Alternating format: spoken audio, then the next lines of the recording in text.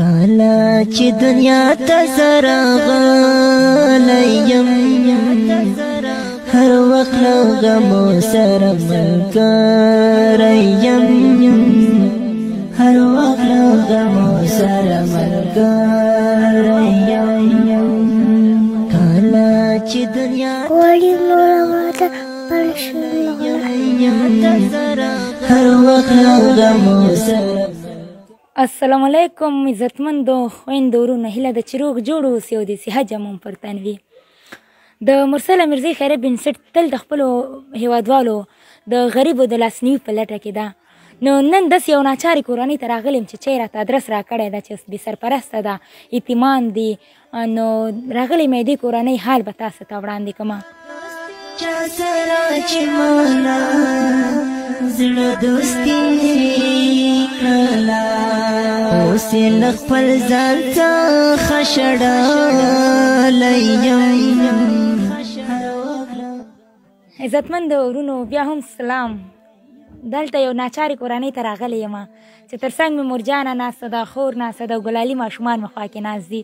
نو راغلی یم دوی د ژوند نه به تاسې خبر کړم. او ځکه چې افغانستان ډېر یو جنګ ځپلی هېواد ده، ډېر یتیمان لرو، ډېرې کونډې لرو، بې سرپرستي زیاته ده. نو نن هم د دې کورنۍ دپاره راغلی یم، د دوی د ژوند حالات به تاسو ته بیان کړم. نو راځم لومړی به د ګلالي ماشومانو سره خبرې وکړم، بیا به همداسې مورجانې سره خبرې وکړم. ستا نوم څه ده وروره؟ عطیالله جانه. ښه وروره څه درته راوړم؟ بوټان، چپلکې شه، نور غوړي شه. وی شکر زه یې درته راوړم. ښه عزتمند ورونو، تاسې د ماشوم خبرې واورېدلې چې بوټان راته واخلي، جمپر راته واخلي، بیا په وروستۍ کې وایي چې غوړي هم راته واخلي. ښه وروره تا ته چې واخلم؟ ته د خپل نوم واخله. حبیب الله. تا ته وروره چې واخلم؟ بوټان، چپلکې، د غوړي سامان واخله. زه یې درته اخلم. ښه وروره.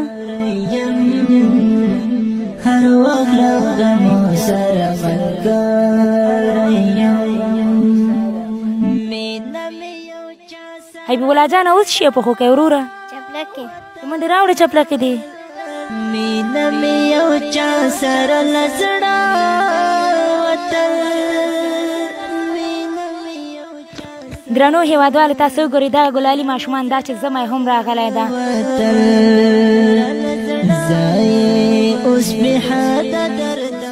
نو هغلته یو جوړ چپلکې پرتې دي، هغه به زموږ د کومې مورجانې او پخو کوي به ماشومه ته لاړ څه هغه چپلکې راوړله وروره که کله چې دنیا ته زه راغلم.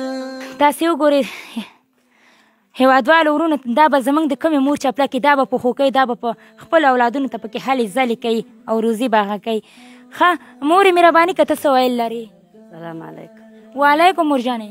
تاسو ته د خدای خیر درکړي. زه ډېره غریبه یم، ناچاره یم، مشکلات لرم، میړه مې سپینګری دی، کور کې نه پش لرم، نه ضرب لرم، نه ښه لرم، نه بد لرم، د ولږې نه تباه کېږو. اوس زه ډېره مجبوره یم. خدای دې تا سره هم ښه وکړي چې موږ سره څوک کومک کوي، هغې سره دې خدای ښه وکړي، موږ سره ډېر کومک وکړي. موږ ډېر غریب هستو، ډېر قرضداره یم. زوی مې په سر لګېدلی و دولت وخت کې، هغه اعصابو تکلیف یې پیدا کړی دی، سهار وځي ماښام راځي د ډېرې تشویش نه. زه کور کې هېڅ هم نه لرم، ما سره ډېر کومک وکړي. دغه پرشونه هم دي، نه پش لرو، نه ضرب لرو، نه ښه لرو، نه بد لرو. د کور خواهانه بسترو نه خواره یم، پش ضرب نه لرم. دغه پرشونه هغه ورځ هغه ښځې راته راکړ، دا سیمټو بوجۍ، دغه مې پرش جوړ کړ، دغلته مې هوار کړ. ډېره مجبوره. درنو ځوانانو، عزتمند ورونو، د مور غږ تاسې واورېدو چې زه په کور کې هېڅ هم نه لرم او زوی مې د دولت په وخت کې په سر لګېدلی ده، نو عصبي تکلیف ورته پیدا شوی ده، هغه هېڅ کور ته هم نه راځي. نو دا یې د سیمټو پلاستیکونه یو ځای کړي دي، دوی ترېنه فرش جوړ کړی ده. دا چې ژمی ده، دا څومره یخ ده، او دا مور وایي په تاسې ورونو غږ کوي چې د موږ لاسنیوی وکړئ. خورې مهرباني که ته څه ویل لرې؟ السلام علیکم. زما ویل دا دی چې موږ سره مرسته وکړئ.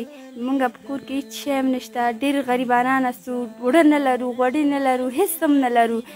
نو دغه ویل مې دي، نو بچیان مې هېڅ هم نه لري، ډېر ژمی راغی، مریضان دي او دوا پیسې نه لرو چې دوا ورته واخلو. چپلکو ته یې وګورئ تکه تکه دي دلته پراته دي، څنګه وکړو؟ نوم دې څه ده؟ کائنات. ښه کائنات جانې تا ته څه شی راوړمه؟